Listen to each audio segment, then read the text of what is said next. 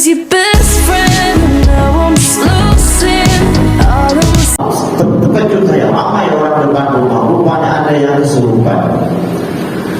Baca dengan jasa, maka tidak akan sembuh orang tersebut, Bapak Ibu. Kenapa? Karena jasa ini diduduki oleh nafsu, merasa kita pula yang mampu untuk menyembuhkan sakit orang tersebut. Kalau duduk di jasa, merasa kita yang mampu menyembuhkan orang yang terkena kerasukan tersebut, maka dibacakan ayat 2-3 kali pun dia tidak akan sembuh. Kenapa? Karena Allah tidak ridho, karena kita membacanya dengan nafsu.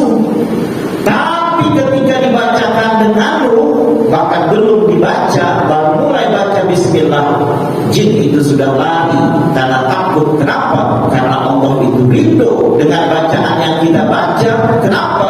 Karena kita membaca dengan ruh.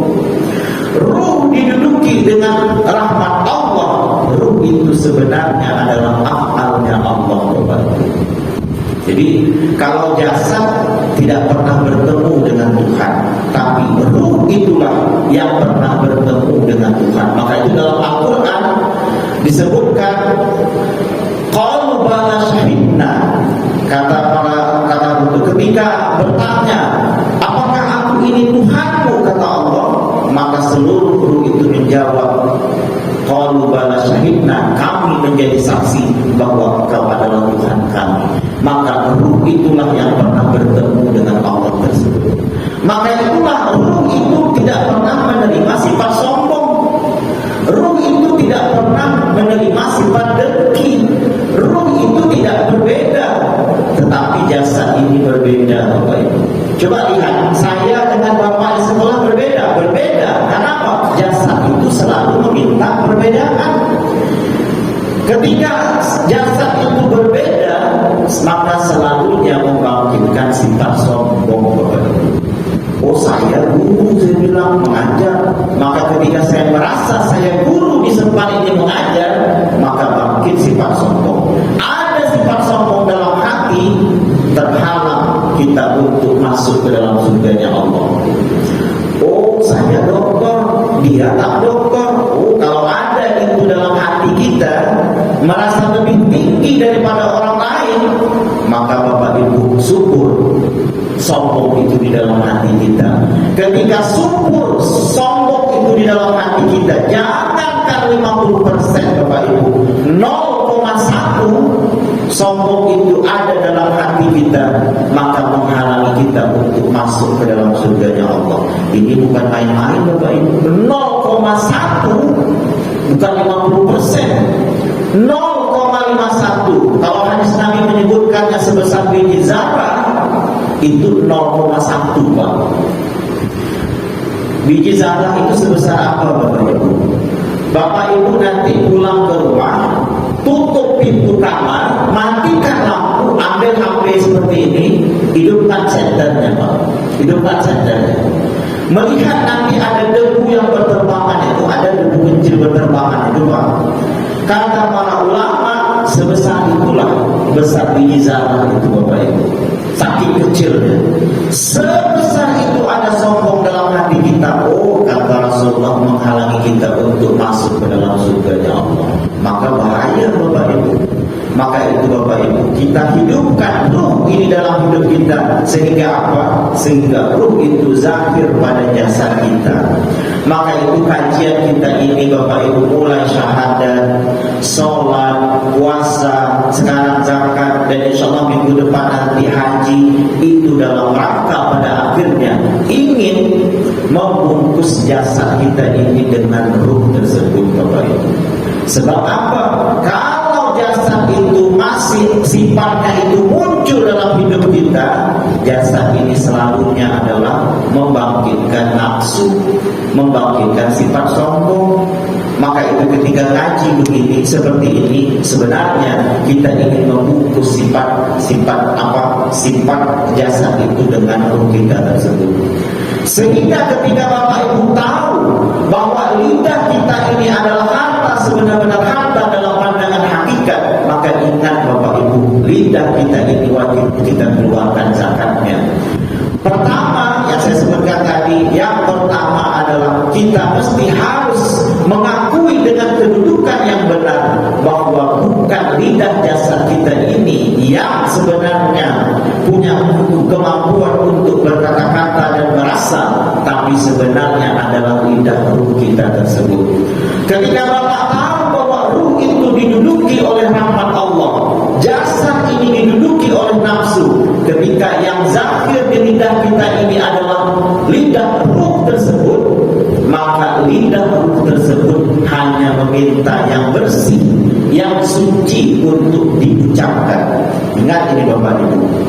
Apalagi Bapak Ibu yang mengaji hakikat seperti ini Bapak Ibu, kalau Bapak Ibu meresapi kajian hakikat tauhid dan tasawuf tersebut, maka hati-hati ketika berucap. Kenapa?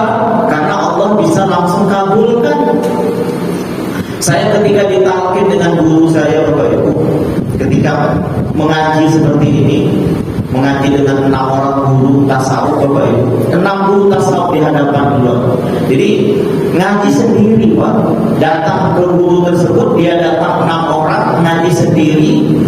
Setelah itu ditalkinkan kepada guru tersebut, lalu kata guru tersebut, setelah engkau tahu rahasia tentang dirimu ini, maka hati-hatilah engkau berkata-kata. Sebab apa?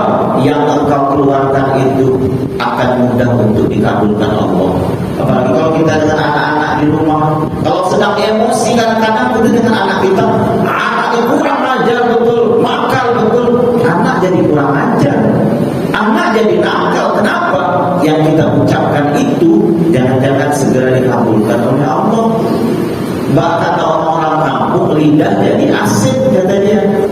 Ketika Bapak Ibu mampu menzahirkan ruh itu kepada jasad, lidah Bapak Ibu menjadi asin. Maksudnya asin itu mudah dikabulkan oleh Allah Subhanahu. Maka kita mesti harus hati-hati berkata-kata Bapak Ibu. Oleh karena itulah Bapak Ibu, apapun yang dikatakan, yang ingin dikeluarkan dari lidah kita ini, maka hendaknya adalah kata-kata yang baik, kata-kata yang menyenangkan hati orang. Maka buang seluruh kata-kata itu yang menyinggung perasaan orang, meskipun kata-kata yang ingin kita keluarkan itu adalah benar Bapak Ibu. Ini hati-hati Bapak Ibu. Meskipun kata-kata yang kita ingin keluarkan itu benar. Ada guru kita Bapak Ibu, sudah meninggal beberapa tahun yang lalu, Abah Guru Sekumpul namanya. Kalau Bapak buka di YouTube, Syekh Zaini bin Abdul Ghani, saya salah seorang pemimpin beliau, pencinta beliau, dan sering menonton video-video beliau Bapak Ibu. 11 orang pelacur datang ke rumah dia Pak. 11 orang pelacur. Ini ulamanya sudah kelas wali, bukan ulama syariat. 11 orang pelacur datang ke rumah dia, lalu menceritakan tentang kehidupan dia. Yang satu cerita, saya melayani orang segini, ini pokoknya banyak buat dosa. Didengarkan sama Abang Guru Sekumpul. Yang satu cerita begini, yang satu cerita begini. 11 orang Pak, mohon maaf Bapak Ibu, perempuan pelacur datang ke rumah dia, cerita tentang hidup dia.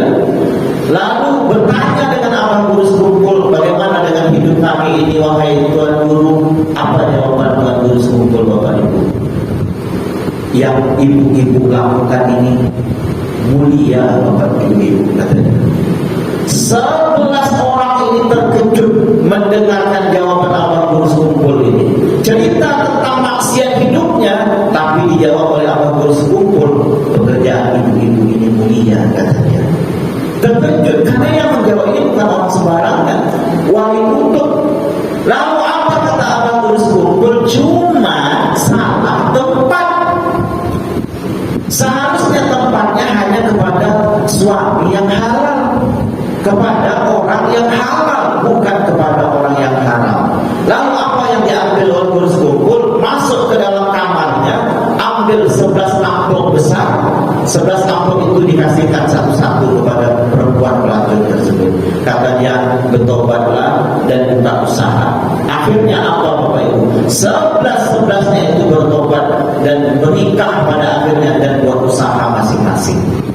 Coba Bapak Ibu, kalau datang ke ulama yang hanya sekedar syariat saja, yang mengukur sesuatu sesuatu itu dengan haram, halal, mubah saja, datang orang kepada dia lalu menceritakan tentang maksiat hidupnya, dia buka Al-Quran, meskipun benar, buka Al-Quran, buka hadis, ini ayatnya, orang yang melakukan zina ini masuk neraka, orang yang melakukan buat ini masuk neraka.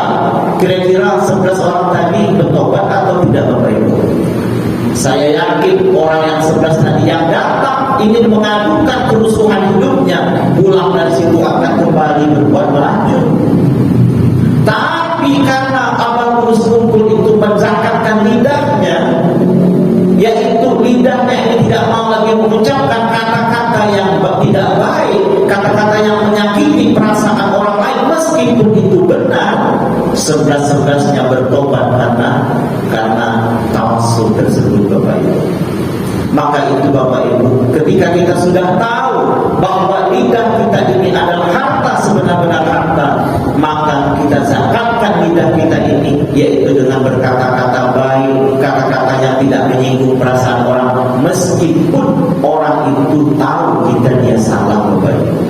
Maka itu pakai, kalau kata orang sekarang, pakai perasaan katanya, meskipun betul. Ada orang mencuri datang ke rumah kita, kalau kita buka ayatnya sudah jelas mencuri ini buat dosa besar, masuk neraka. Ada orang datang kepada kita, dia bilang saya baru berzina tadi, katanya. Kita buka ayatnya, kita buka hadisnya, nyata jelas perbuatan zina itu dosa besar, masuk neraka.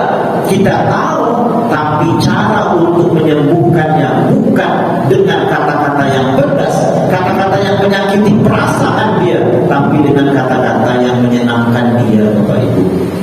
Maka itu Bapak Ibu, guru-guru saya sering berpesan, kalau kau ketemu dengan guru yang dia cirinya pertama tidak pandai marah, nah ini tidak pandai marah, tak pandai menyebut orang, tak pandai menghina orang, tak pandai marah, rajin sedekah, jadikan dia guru seumur hidupmu, katanya.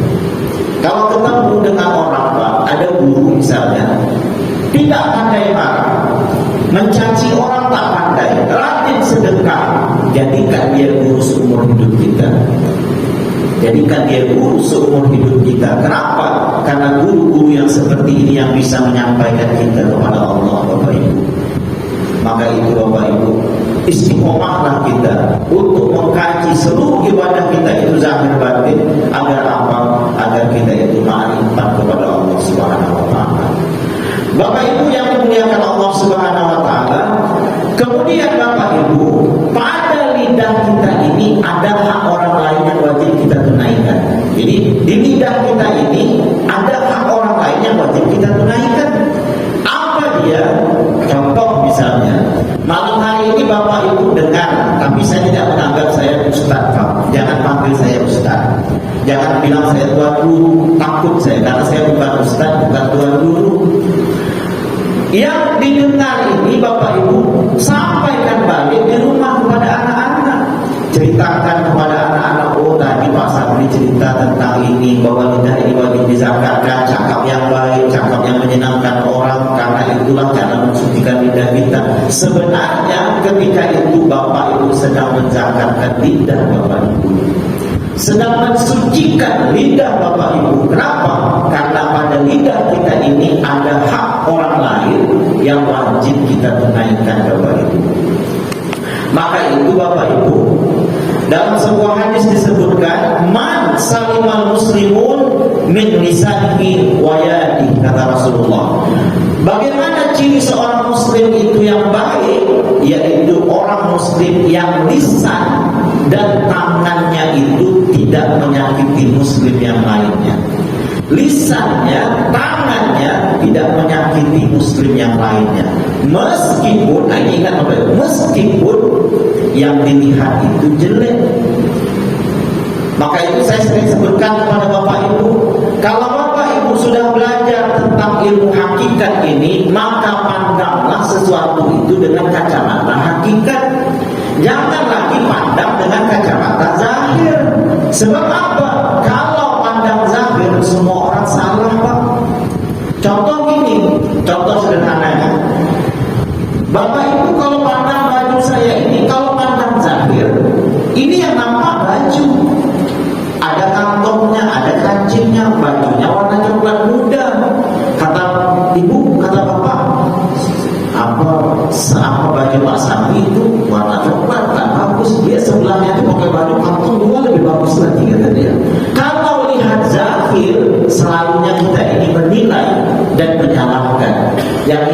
bagus, yang ini tak bagus, yang ini jelek, yang ini bagus. Kalau lihat zahir.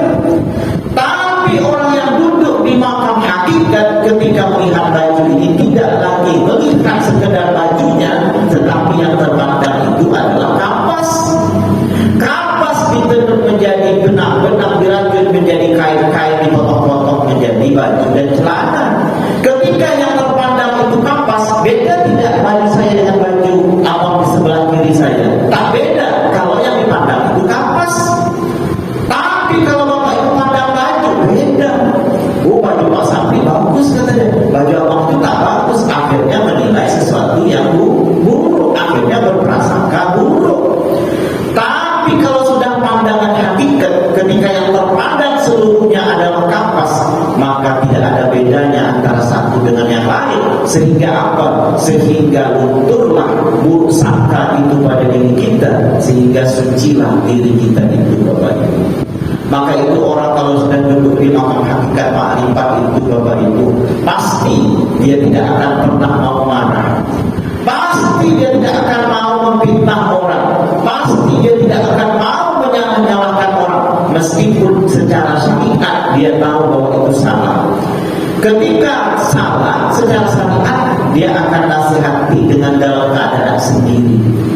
Ada orang salah, dia tidak marah orang di depan orang ramai, panggil dulu, dan memanggil itu pun bukan dengan memarahi, tetapi dengan membenarkan. Menurut saya, Pak, macam mana kalau kayak gini ya, katanya. Padahal dia tahu salah. Kalau kayak gini mungkin agak bagus lah, kata dia. Karena dia apa? Karena ingin menjaga perasaan orang tersebut. Karena dia tahu bahwa lidahnya ini ada hak orang lain yang wajib dia tunaikan, Bapak Ibu. Maka itu Bapak Ibu, meski wajib hati-hati kita dalam hidup ini, bahwa tangan, kaki, kepala, otak kita ini, lidah kita ini, hati kita ini, itu adalah harta, sebenar-benar harta yang wajib kita keluarkan zakatnya, Bapak Ibu. Sebenarnya kayaknya masih ada, Bapak Ibu, otak dan akal, tangan dan kaki, dan harta-harta tersebut. Tapi saya rasa sudah cukuplah untuk memahami bahwa diri kita ini sebadanan, mulai dari mata, telinga, otak kita, hati kita, lidah kita, hidup kita, seluruhnya itu wajib dikeluarkan zakatnya. Seluruhnya menzahir ruh pada jasad kita. Lidah menzahir lidah, jasad melahir apa menzahir lidah ruh. Mata jasad sebenarnya yang menzahir adalah mata ruh. Telinga jasad yang mendengar itu adalah telinga ruh.